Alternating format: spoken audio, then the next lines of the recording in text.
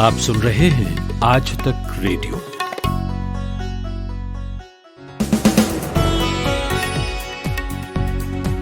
आज तक रेडियो पर आप सुन रहे हैं दिन भर। कुलदीप मिश्र मेरा नाम है। दिन भर में आज बात करेंगे कि शिरोमणि अकाली दल और बीजेपी के बीच जो चल रहा है वो क्या है। मोदी कैबिनेट से हरसिमरत कौर के इस्तीफे के बाद क्या अब दोनों पार्टियों के 23 साल पुराने गठबंधन पर कोई खतरा है? दूसरी खबर, चीन तो फिर भी चीन है, पर पाकिस्तान भी उकसाने में कोई कसर नहीं छोड़ रहा। गिलगिट बाल्टिस्तान पर उसका अवैध कब्जा तो है ही, अब वो उसे एक प्रांत का दर्जा देने जा रहा है। इसका मतलब भारत के लिए क्या है? और आखिर में बात करेंगे पेटीएम पर। पेटीएम इस्तेमाल करने वालों के लिए काम की जानकारी। प्ले स्टोर पर पेटीएम की ऐप नहीं दिख रही तो इसका मतलब क्या है और आगे क्या होने वाला है। लेकिन पहले हेडलाइंस प्रतीक वाघमारे से।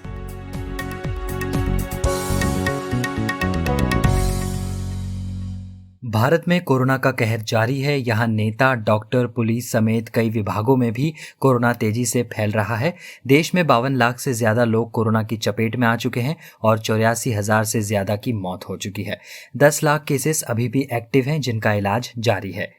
केंद्रीय मंत्री हरदीप सिंह पुरी ने लोकसभा में कहा कि कोरोना वायरस महामारी के कारण मेट्रो सेवाओं के बंद होने से दिल्ली मेट्रो को 1,609 करोड़ रुपए का नुकसान हुआ है। लॉकडाउन के मद्देनजर दिल्ली मेट्रो की सेवाएं 22 मार्च से बंद हो गई थी। पेटीएम ऐप को गूगल ने पॉलिसी वायलेशन का हवाला देते हुए प्ले स्टोर से हटा दिया है। गूगल ने कहा है कि प्ले स्टोर ऑनलाइन कसीनो और दूसरे गैम्बलिंग ऐप को भारत में पॉलिसी वायलेशन की वजह से इजाजत नहीं देता है। पेटीएम ऐप पर फैंटेसी स्पोर्ट्स का प्रचार किया जाता है जिसमें गैम्बलिंग होती है। नेशनल इंफॉर्मेटिक्स सेंटर के कई कंप्यूटर्स में हैकर्स ने सेंधमारी की है। एनआईसी के इन कंप्यूटर्स में प्रधानमंत्री से लेकर राष्ट्रीय सुरक्षा सलाहकार तक का डेटा शामिल है। यह हमला बेंगलुरु की एक फर्म से किया गया है। पाकिस्तान की सरकार अब गिलगित बाल्टिस्तान को देश का 5वां प्रांत बनाने की योजना बना रही है। 2 साल पहले ही गिलगित बाल्टिस्तान में इस्लामाबाद नियंत्रित एक परिषद की शक्तियां एक लोकल असेंबली को दे दी गई थी। संचार राज्य मंत्री ने राज्यसभा में जानकारी देते हुए बताया कि बीएसएनएल के मोबाइल नेटवर्क में करीब 53% इक्विपमेंट 2 चीनी कंपनियों जेटीई और हुआवे से है। इस मामले में निजी कंपनियों की स्थिति बेहतर है क्योंकि वे कई देशों से ऐसे उपकरण मंगाती है। कल से शुरू होगा T20 टूर्नामेंट आईपीएल। शुरुआती मुकाबले में मुंबई इंडियंस का सामना चेन्नई सुपर किंग्स से होगा। अबू धाबी के जायद क्रिकेट स्टेडियम में ओपनिंग मैच खेला जाएगा। आज तक रेडियो सुनता है सारा जहां। आज तक रेडियो पर यह है शाम का न्यूज एनालिसिस पॉडकास्ट दिन भर। मैं हूं कुलदीप मिश्र। आज बात शुरू करते हैं शिरोमणि अकाली दल और बीजेपी के गठबंधन को लेकर हो रही सुगबुगाहटों से।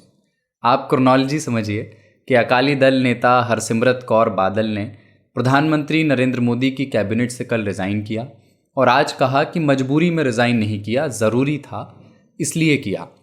अब सोचिए कि 1920 की ये पार्टी है शिरोमणि अकाली दल, तब की जब बीजेपी के मातृ संगठन राष्ट्रीय स्वयंसेवक संघ का भी जन्म नहीं हुआ था।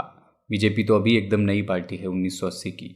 तो शिरोमणि अकाली दल है पुरानी पार्टी, पर उसका जनाधार पंजाब में ही सीमित है। सिखों की पार्टी उसको कहा जाता है। लेकिन 1980 के दशक में अकाली दल के कुछ कट्टरपंथी सदस्य अलग खालिस्तान की मांग का समर्थन कर रहे थे। बाद में पंजाब समझौता हो गया 1985 में। उसके बाद ये मांग छोड़ दी गई। बीजेपी से अकाली दल का जो रिश्ता है वो 1997 से है, यानी 23 साल हो गए। और दोनों पार्टियों ने, जिसको कहते हैं ना कि बहुत सारा गाढ़ा समय साथ में गुजारा है। दोनों पार्टियों ने साथ में लगातार कई चुनाव हारे हैं शुरुआत में और बाद में फिर जीते भी हैं। तो शिरोमणि अकाली दल बीजेपी का एक बहुत पुराना सहयोगी दल है और उसकी नेता का बीजेपी की केंद्रीय कैबिनेट से, नरेंद्र मोदी की कैबिनेट से हाथ छुड़ाकर चले जाना क्या कहता है, वो भी तब जब पंजाब विधानसभा चुनाव में सिर्फ 18 महीनों का वक्त बचा है। जिस वजह से हरसिमरत कौर ने मोदी कैबिनेट से इस्तीफा दिया, बल्कि ये कहना चाहिए कि जो वजह उन्होंने बतलाई वो वजह ये है कि 3 बिल किसानों पर भारत सरकार लेकर के आई है, जिसे वो एग्रीकल्चर सेक्टर का एक रिफॉर्म बता रहे हैं। लेकिन पंजाब और हरियाणा के किसान इन बिल्स पर विरोध कर रहे हैं, सड़कों पर हैं। मैंने बात की हमारे आज तक रेडियो संवाददाता प्रभाष के दत्ता से। प्रभाष इस स्टोरी को फॉलो कर रहे हैं। प्रभाष, ये जो 3 बिल्स हैं किसानों पर, इनके बारे में चर्चा कोई ऐसा तो नहीं है कि अभी सितंबर में होनी शुरू हुई है, कई महीनों से, पिछले कुछ महीनों से चर्चा हो रही है। बल्कि ये विरोध प्रदर्शन जो है किसानों का, वो भी संसद सत्र शुरू होने से पहले ही काफ़ी तेज़ हो चुका था, लाठी वाठी चल चुकी थी हरियाणा में। तो ये हरसिमरत कौर बादल का मोदी कैबिनेट से इस्तीफा एकदम से अचानक अभी क्यों आया? देखिए, ये जैसा आप कह ही रहे हैं कि ये प्रोटेस्ट भी कुछ में पहले से चल रहा था, और ये जो 3 बिल्स हैं, ये बिल्स नए नहीं हैं। इनको लेकर 3 ऑर्डिनेंस आ चुके हैं। तीनों ऑर्डिनेंस जून के पहले हफ्ते में नोटिफाई हो चुके हैं। ऑर्डिनेंस बनने आने से पहले की भी एक प्रक्रिया होती है जो जिस दौरान बिल तैयार किया जाता है। उस पूरी प्रक्रिया की जानकारी एसएडी या सरकार के जो दूसरे घटक दल हैं उन सबको थी। अब मैं उस पहले जून से लेकर अभी फार्मर्स का जो प्रोटेस्ट तेज हुआ है वो इस दौरान, इस बीच में लगभग सभी पार्टियों ने इन तीनों बिल्स का समर्थन किया है। इन तीनों बिल्स को रिफॉर्म की दिशा में बढ़ाया गया कदम बताया है। ये इसके खिलाफ नहीं थे। जब प्रोटेस्ट बढ़ गया है तब इन्हें लगा कि शायद इनसे गलती हो गई, पॉलिटिकल मिस्टेक होगी। वो बेशक ये समझते हो कि ये बिल्स शायद जरूरत है, वक्त की मांग है। भारत में कृषि को लेकर बहुत सुधार नहीं किए गए, रिफॉर्म्स नहीं किए गए हैं, और सरकारों में एक हिचक रही है। ये बहुत से इसके प्रावधान कुछ क्वेश्चनेबल हैं। क्वेश्चनेबल कहने का मतलब ये है कि उनका नतीजा क्या होगा अभी पता नहीं, लेकिन जब तक वो इम्प्लीमेंट नहीं होंगे तो उनके नतीजे के बारे में भी हम बात नहीं कर सकते हैं। तो जब प्रोटेस्ट तेज हुआ पंजाब में तब इनकी फिक्र बढ़ी। वजह यह कि कांग्रेस ने फार्मर्स के प्रोटेस्ट को सपोर्ट कर दिया। अभी से 18 महीने के बाद पंजाब में चुनाव होने हैं। अब चुनाव में अगर कांग्रेस फार्मर्स को सपोर्ट करे, फार्मर्स की सिंपैथी कांग्रेस के साथ हो, और शिरोमणि अकाली दल उस रेस में पीछे हो जाए तो चुनावी गणित बिगड़ जाता है। जी, और इससे पहले भी शिरोमणि अकाली दल और बीजेपी के रिश्तों में कहीं कहीं मामूली मतभेद दिखते रहे हैं। अभी हाल फिलहाल में दोनों पार्टियों के बीच संबंध कैसे रहे? इनके संबंध बहुत अच्छे नहीं चल रहे पिछले कुछ वक्त से। आपको याद होगा हरियाणा में जब चुनाव पिछले साल हो रहे थे तो शिरोमणि अकाली दल अपने पार्टी का बड़ा प्रतिनिधित्व चाहती थी, ज्यादा कैंडिडेट्स भी चाहती थी। बीजेपी के साथ मतभेद हुए। स्थिति ऐसी भी थी कि कुछ सीटों पर, 3 से 4 सीटों पर शिरोमणि अकाली दल के नेता बीजेपी के कैंडिडेट के अगेंस्ट कैंपेन कर रहे थे हरियाणा में। इस साल जब फरवरी में दिल्ली में चुनाव हुए तो शिरोमणि अकाली दल चाहते थे कि उसके कैंडिडेट खड़े हों और वो कैंडिडेट शिरोमणि अकाली दल के सिंबल पे खड़े हों, लेकिन बीजेपी को इस बात से एतराज था। आखिरकार बीजेपी की लीडरशिप प्रिवेल की और शिरोमणि अकाली दल ने कहा कि हम चुनाव में हिस्सा ही नहीं ले रहे हैं। अब उसके बाद से फरवरी से लेकर अभी तक की स्थिति थोड़ी और बदली है। अभी तक बीजेपी शिरोमणि अकाली दल के साथ जो चुनाव लड़ती थी पंजाब में, वहां ये 23 सीटों पे चुनाव लड़ती थी, बाकी सीटों पे शिरोमणि अकाली दल। अभी बीजेपी ने कहना शुरू किया है कि हम बराबरी के सिद्धांत पे चुनाव लड़ना चाहते हैं, और उसमें जो एक फॉर्मूला निकल के आया है जिसकी बात की जा रही है वो ये कि 117 में से 59 सीटों पर बीजेपी चुनाव लड़े और 58 सीटों पर शिरोमणि अकाली दल चुनाव लड़े। अब ये स्थिति वैसी हो रही है जो पहले शिवसेना के साथ बीजेपी का महाराष्ट्र में था, जहां शिवसेना सीनियर पार्टी हुआ करती थी। बाद में बीजेपी ने अपना बेस बढ़ाया और वो सीनियर हो गई, ज्यादा सीटें भी जीतने लगी। शिरोमणि अकाली दल को उसकी आशंका है क्योंकि शिरोमणि अकाली दल का बेस पंजाब के बाहर और नहीं है कहीं। थोड़े 2-4 सीटों पर हरियाणा में है, दिल्ली के 2-3 सीटों पर ज्यादा से ज्यादा वो अपने कैंडिडेट खड़ी कर सकती है। तो अगर पंजाब में भी बीजेपी अपना दावा ठोकने लगे तो शिरोमणि अकाली दल की राजनीति कहाँ जा रही है, ये एक बात है जो पिछले कुछ महीनों से शिरोमणि अकाली दल के भीतर चिंता का विषय है। इस कॉन्टेक्स्ट में इस इस्तीफे को देखना चाहिए। प्रभाष जी, बीजेपी से खुद को अलगाने के लिए हरसिमरत कौर बादल ने इस्तीफा दे दिया। क्या ये सिर्फ एक पड़ाव है दोनों पार्टियों के रिश्ते में? क्योंकि पारंपरिक तौर पे दोनों पार्टियां पंजाब में साथ में चुनाव लड़ती हैं। अगर वो केंद्र में साथ नहीं दिखना चाहते तो पंजाब में साथ कैसे दिखना चाहेंगे? आप आसार देखते हैं कि 18 महीनों बाद जब चुनाव होंगे तो बीजेपी और शिरोमणि अकाली दल भी अलग अलग चुनाव लड़ सकते हैं। देखिए, एक बात जो साफ दिख रही है वो ये कि बीजेपी शिरोमणि अकाली दल के साथ पुराने वाले फॉर्मूले पर पंजाब में चुनाव नहीं लड़ने जा रही। वजह यह है कि बीजेपी के अपने कैलकुलेशन में वहां ऐसे वोट है, इतना एक वोट बैंक ऐसा है जो बीजेपी जिसको भुना सकती है। वहां दलितों का जो वोट बैंक है वो कांग्रेस के साथ है, लेकिन उनमें एंटी इनकम्बेंसी या एलियनेशन की फीलिंग अभी है। वजह आर्थिक नौकरियों में प्रतिनिधित्व की कमी है या नौकरियां नहीं मिलने की है, आर्थिक बदहाली है, सुविधाओं की कमी है। दोनों ही पार्टियां, शिरोमणि अकाली दल और कांग्रेस, इनका जो मजबूत जनाधार है वो जाट फार्मर्स का, जो पंजाबी फार्मर का ब्लॉक है, उनमें है। बीजेपी जैसे कि हरियाणा में एक फॉर्मूले को उसने ट्राई किया नॉन जाट वोट बैंक को लेकर, वहां उसको फायदा मिला। इससे वही एक स्कोप पंजाब में दिख रहा है। वो एक्सपैंड करने वाली पार्टी है। 2013 के बाद से देखें तो अब वो लगातार एक्सपेंशन है उसका। वो एक्सपेंशन शिरोमणि अकाली दल अगर उसके रास्ते में आए तो बीजेपी से टकराव तय है।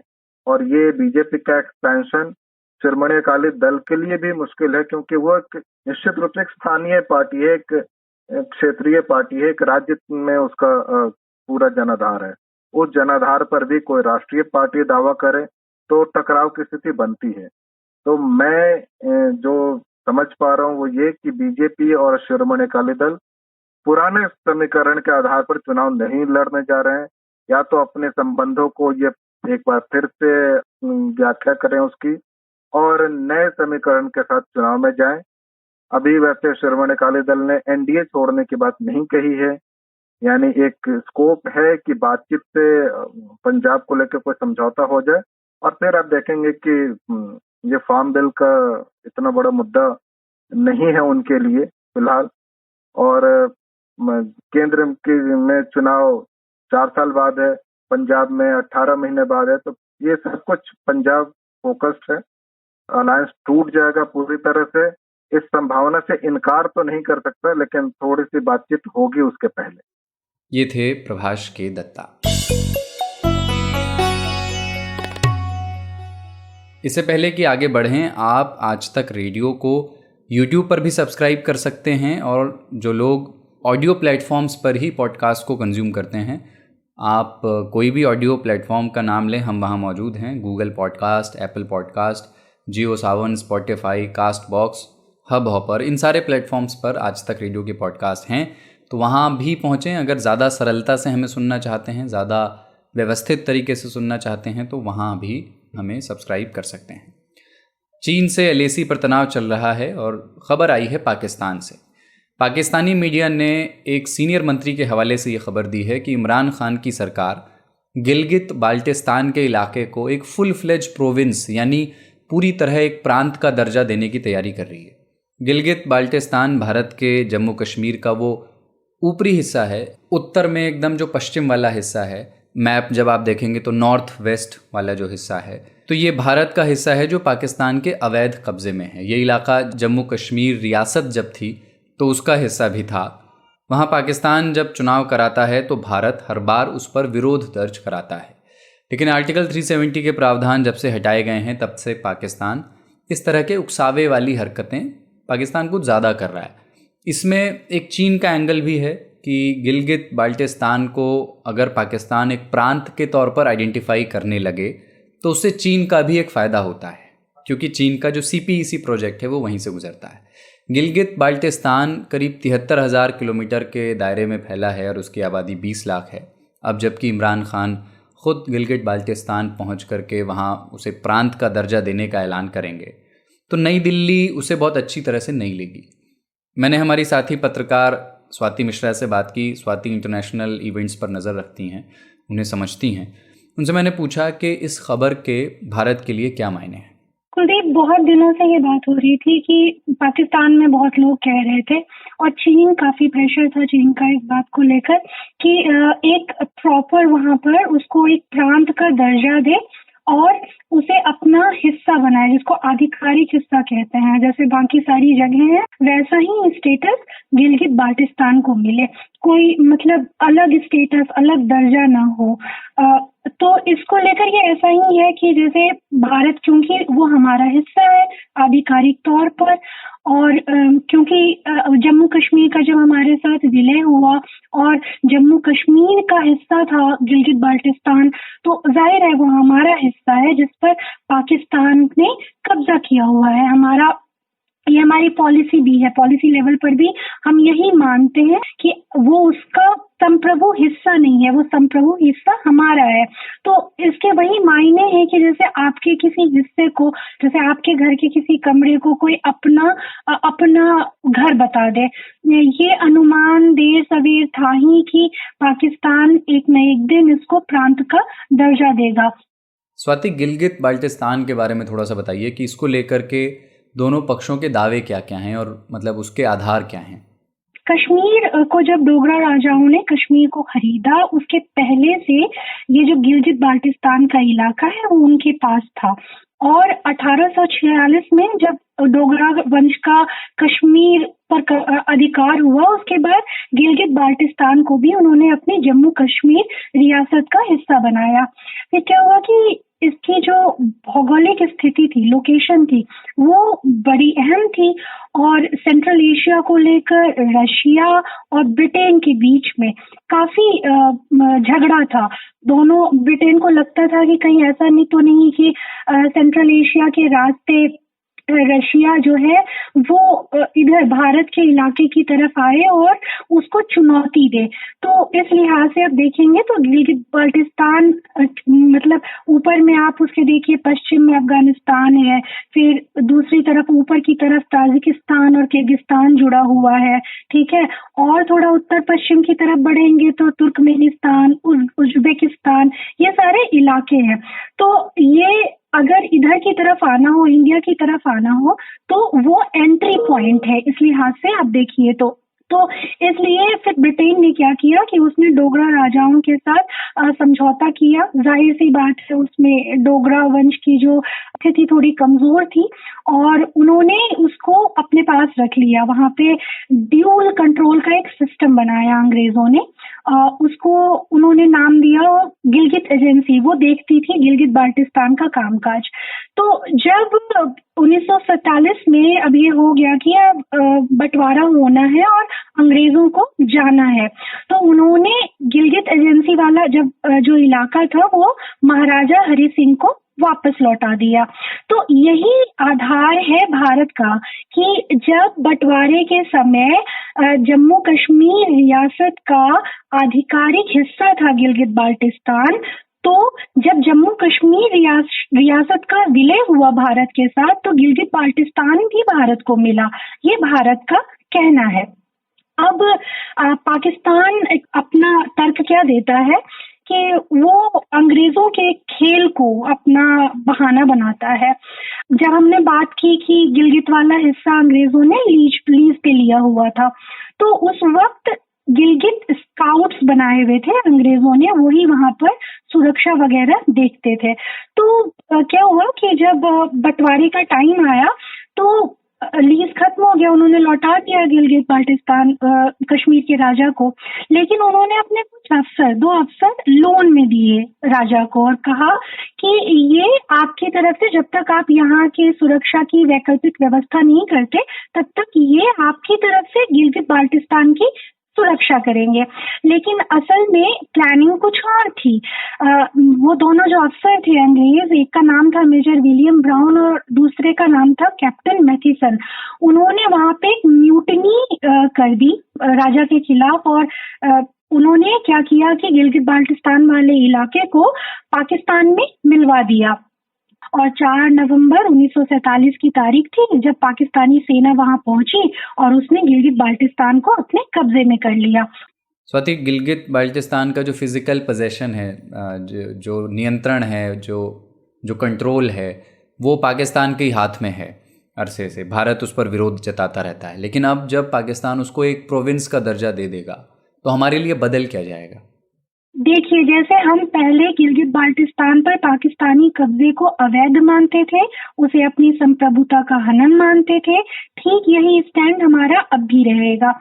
लेकिन वहां पर जिस तरीके से गिलगित बाल्टिस्तान में नेचुरल संसाधन बहुत है और वो उधर जाने के लिए जो रूट डिवेलप कर रहा है, इकोनॉमिक कॉरिडोर बना रहा है, CPEC, China Pakistan economic corridor, उसमें भी वो बहुत अहम लिंक है और वहां पे उस लिहाज से चीन शोषण भी बहुत कर रहा है, तो वो अब भी करता रहेगा।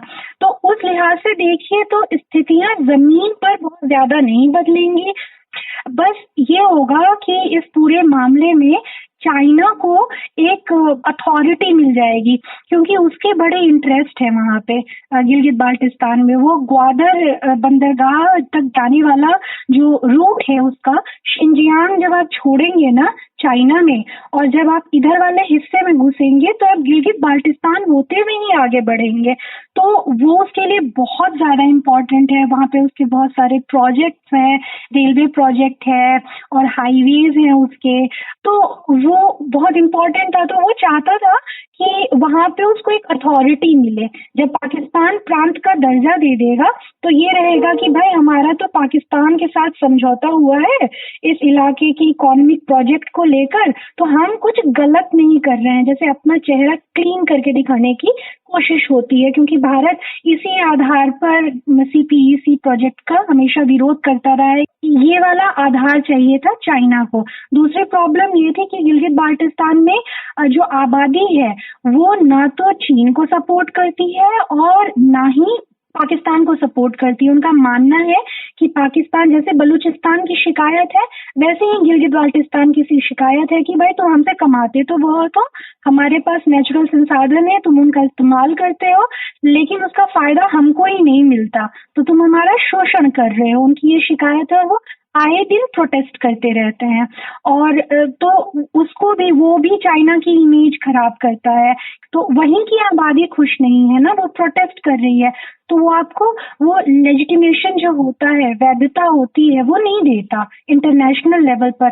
तो यही प्रेशर था जिसकी वजह से ये हो रहा है। ये थी स्वाति मिश्रा। आज तक रेडियो, आजतक.in/रेडियो, ये हमारा पता है, लेकिन हम आपके पसंदीदा ऑडियो प्लेटफॉर्म्स पर भी हैं। Google podcast, Apple podcast, Spotify, Jio Saavn जैसे ठिकानों पर भी आप हमें सुन सकते हैं। और अगर YouTube आपकी पसंदीदा जगह है तो वहां पर भी हमें सब्सक्राइब कीजिए। आज तक रेडियो, सुनता है सारा जहां। अगली खबर, पेटीएम ऐप जो है, जिसे लोग पैसों के लेन देन के लिए इस्तेमाल करते हैं, उसको गूगल ने अपने प्ले स्टोर से फिलहाल हटा दिया है। अब इस ऐप के भारत में करीब 5 करोड़ मंथली एक्टिव यूजर्स हैं, इसीलिए ये खबर अचानक से बड़ी हो गई है। आधिकारिक तौर पर गूगल ने इसकी कोई वजह नहीं बताई है, लेकिन जो खबर छन करके आ रही है वो ये है कि गैम्बलिंग रेगुलेशंस जो हैं गूगल के, हो सकता है कि पेटीएम की ये वाली ऐप उसका ठीक से पालन नहीं कर रही हो। इसमें IPL का भी एक एंगल है। यानी मोटा मोटी सिचुएशन ये है कि फ़िलहाल एंड्रॉयड प्ले स्टोर पर पेटीएम डाउनलोड नहीं की जा सकती, लेकिन जिनके फ़ोन में पहले से ही पेटीएम ऐप है वो काम करेगी, आप ट्रांजैक्शन कर सकते हो। और अगर पेटीएम में आपका पहले से पैसा भी है तो वो भी आपका पैसा सुरक्षित है। ऐप फ़िलहाल हटाई गई है गूगल प्ले स्टोर से। अब इसका मतलब क्या है? मैंने ज़्यादा जानकारी के लिए आज तक रेडियो के टेक संवाददाता मुंजिर अहमद से बात की। गूगल ने जो है वो अपने प्ले स्टोर से, यानी एंड्रॉयड प्ले स्टोर, उससे पेटीएम का जो मुख्य ऐप है, पेटीएम के वैसे और भी ऐप्स हैं, लेकिन पेटीएम का जो कोर ऐप है जिसे ट्रांजैक्शन करते हैं, जिसे पेमेंट वगैरह किए जाते हैं, जो आम इंसान यूज करता है, उसे हटा लिया गया है। यानी आप अब डाउनलोड नहीं कर पाएंगे। पहली चीज ये है। दूसरी चीज ये है कि जिनके मोबाइल में पेटीएम ऐप है वो काम करता रहेगा। और पेटीएम ने जल्दी से ही स्टेटमेंट जारी कर दिया और बताया है कि जो भी पेटीएम ऐप पहले से जिनके फोन में वो चलते रहेंगे, लोगों के पैसे सेफ हैं और जल्दी ही ये ऐप जो है गूगल प्ले स्टोर पे फिर से वापस आएगा। अब क्यों ये हटाया गया, इसका वजह ये है जो अभी बताया जा रहा है। गूगल ने अभी ऑफिशियल स्टेटमेंट नहीं जारी किया है और कई बार करता भी नहीं है इन सब को लेकर के, लेकिन हमने बात करने की कोशिश की है। अगर स्टेटमेंट आता है तो आपको अपडेट करेंगे। लेकिन अभी का ये है कि गूगल जो है, गूगल की जो पॉलिसी प्ले स्टोर को लेकर के है वो ये है कि भारत में खास करके जहां गैम्बलिंग वगैरह बैन है, तो उसके हिसाब से इनकी जो पॉलिसी है गूगल प्ले स्टोर की, वो किसी भी इस तरह की गैम्बलिंग से जुड़े हुए एप्स को अपने प्ले स्टोर पे इजाजत नहीं देती है। तो चूंकि आईपीएल शुरू होने वाला है और इस वजह से पेटीएम में लगातार ऐड देख रहे होंगे, जो पेटीएम का अपना क्रिकेट लीग करके है, उसमें ये बताया जा रहा है कि आप करोड़ों जीत सकते हैं। तो उन सब को लेकर के गूगल ने ऐप वायलेशन, जो पॉलिसी वायलेशन को लेकर इसे हटा दिया है। अभी तक पेटीएम ने जो स्टेटमेंट कहा वो आपको बताया, गूगल की जो पॉलिसी है उसके बारे में आपको बताया। अब ये सवाल उठता है कि जो गूगल ने इसे हटाया है प्ले स्टोर से, तो कब तक रह सकता है। तो एक बात तो श्योर है कि ये टेम्पररी है बैन, ये परमानेंट बैन नहीं है और ये कभी भी वापस आ सकता है। इसके लिए पेटीएम और गूगल की तरफ से अपडेट का इंतजार करना होगा। मुंजिर, गैम्बलिंग रेगुलेशंस का जिक्र आपने किया कि गूगल के गैम्बलिंग रेगुलेशंस हैं। बहुत सारी और भी तरह की मोबाइल एप्लीकेशंस हैं जो इंडिया में वजूद में हैं, लोग इस्तेमाल करते हैं, जैसे कि Dream11, जहाँ पर लोग एक खेल के बारे में अंदाज़ा लगाते हैं और उनका अंदाज़ा ठीक निकलता है तो वो पैसे जीतते हैं। तो ओवरऑल ये जो इस तरह की ऐप हैं जिन्हें फैंटेसी लीग ऐप कहा जाता है, उनकी लीगल वैलिडिटी को लेकर के इंडिया में क्या स्थिति है, क्या हालात है? गूगल प्ले स्टोर के प्लेटफॉर्म पे गैम्बलिंग ऐप के लिए स्ट्रिक्ट पॉलिसी है और उसको फॉलो करता है। इस वजह से दूसरे गैम्बलिंग ऐप, मतलब जैसे फैंटेसी लीग ऐप जिसे कहें आप, Dream11 जैसे ऐप भी आपको वहां गूगल प्ले स्टोर पे नहीं मिलते हैं। उन्हें अलग से ही अपनी उनकी वेबसाइट पे APK फाइल डाउनलोड किया जाता है। लीगैलिटी की जहां तक सवाल है तो Dream11 अपने उनका कहना यह है कि वो पब्लिक गैम्बलिंग एक्ट 1867 PGA के तहत वो लीगल है और कोर्ट का भी हवाला देते हुए उन्होंने कहा है कि आर्टिकल 19(1)G के मुताबिक कोर्ट ने इसे लीगल माना है। एक PIL भी दाखिल की गई थी इस चीज को लेकर के बॉम्बे हाई कोर्ट में, जिसमें इसको ये माना गया था कि ये गैम्बलिंग नहीं है बल्कि एक फैंटेसी लीग है। तो इस वजह से भी जो गूगल प्ले स्टोर की जो पॉलिसी है वो स्ट्रिक्ट है। और भारत में ऐसा नहीं है कि गूगल प्ले स्टोर की पॉलिसी दूसरे देश में भी गैम्बलिंग ऐप को बैन करती है, लेकिन भारत के लिए इनकी पॉलिसी है। बाकी आने वाले समय में हो सकता है कि गूगल इस चीज को लेकर के स्टेटमेंट जारी करे और ये भी पॉसिबल है कि पेटीएम अब इसको भी Dream11 की तरह स्टैंड अलोन ऐप बना दे और जो कि गूगल प्ले स्टोर को डॉज करते हुए डायरेक्ट कोई अपने एंड्रॉइड स्मार्टफोन पे डाउनलोड कर सकता है। ये एक पॉसिबिलिटी है। ये थे आज तक रेडियो के टेक संवाददाता मुंजिर अहमद। खबरों की हलचल और देश विदेश का मिजाज आप सुन रहे हैं आज तक रेडियो। चलते चलते हेडलाइंस एक बार फिर। भारत में कोरोना का कहर जारी है। यहाँ नेता, डॉक्टर, पुलिस समेत कई विभागों में भी कोरोना तेजी से फैल रहा है। देश में 52 लाख से ज्यादा लोग कोरोना की चपेट में आ चुके हैं और 84,000 से ज्यादा की मौत हो चुकी है। 10 लाख केसेस अभी भी एक्टिव हैं जिनका इलाज जारी है। केंद्रीय मंत्री हरदीप सिंह पुरी ने लोकसभा में कहा कि कोरोना वायरस महामारी के कारण मेट्रो सेवाओं के बंद होने से दिल्ली मेट्रो को 1,609 करोड़ रुपए का नुकसान हुआ है। लॉकडाउन के मद्देनजर दिल्ली मेट्रो की सेवाएं 22 मार्च से बंद हो गई थी। पेटीएम ऐप को गूगल ने पॉलिसी वायलेशन का हवाला देते हुए प्ले स्टोर से हटा दिया है। गूगल ने कहा है कि प्ले स्टोर ऑनलाइन कसीनो और दूसरे गैम्बलिंग ऐप को भारत में पॉलिसी वायलेशन की वजह से इजाजत नहीं देता है। पेटीएम ऐप पर फैंटेसी स्पोर्ट्स का प्रचार किया जाता है जिसमें गैम्बलिंग होती है। नेशनल इंफॉर्मेटिक्स सेंटर के कई कंप्यूटर्स में हैकर्स ने सेंधमारी की है। NIC के इन कंप्यूटर्स में प्रधानमंत्री से लेकर राष्ट्रीय सुरक्षा सलाहकार तक का डेटा शामिल है। यह हमला बेंगलुरु की एक फर्म से किया गया है। पाकिस्तान की सरकार अब गिलगित बाल्टिस्तान को देश का 5वां प्रांत बनाने की योजना बना रही है। 2 साल पहले ही गिलगित बाल्टिस्तान में इस्लामाबाद नियंत्रित एक परिषद की शक्तियां एक लोकल असेंबली को दे दी गई थी।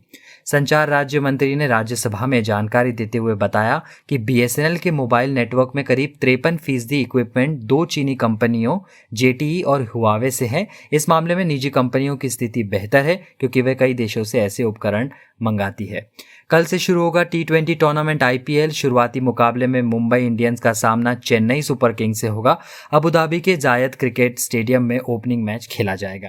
आज तक रेडियो पर दिन भर में आज इतना ही। साउंड मिक्सिंग थी सचिन द्विवेदी की। आज तक रेडियो के सारे पॉडकास्ट आप एक जगह सुनना चाहें तो हमारा टेलीग्राम चैनल जो है आप उसको सब्सक्राइब कर सकते हैं। टेलीग्राम ऐप पर जाइए और वहाँ आज तक रेडियो सर्च कीजिए। आपको हमारे लोगो वाला एक चैनल वहाँ पर दिख जाएगा जिसे आप सब्सक्राइब कर सकते हैं। कल शनिवार है, कल दिन भर और आज का दिन नहीं होगा, पर ये ना समझें कि आज तक रेडियो पर कुछ नहीं आएगा। बहुत सारे आपके काम के पॉडकास्ट जैसे कि कोरोना कवरेज, पॉड खास, ज्ञान ध्यान और मेरा पसंदीदा मनी मैनेजर, जिसमें हम पैसे को बचाने के और पैसे को सही जगह इन्वेस्ट करने के टिप्स देते हैं। कौन सी पॉलिसी आपको ख़रीदनी चाहिए, कौन सी पॉलिसी नहीं लेनी चाहिए, किन चक्करों में नहीं पड़ना चाहिए, ये सारी बातें उसमें होती हैं। कल उसका नया एपिसोड आ रहा है तो वो भी सुनिएगा। और आज तक रेडियो पर इन जनरल जो आपका फीडबैक है हमारे पॉडकास्ट, किसी एक स्पेसिफिक पॉडकास्ट के बारे में या ओवरऑल आज तक रेडियो के बारे में, वो आप हमें लिख करके बताइए। हमारा ईमेल ID है radio@aajtak.com। कुलदीप मिश्र मेरा नाम। नमस्कार।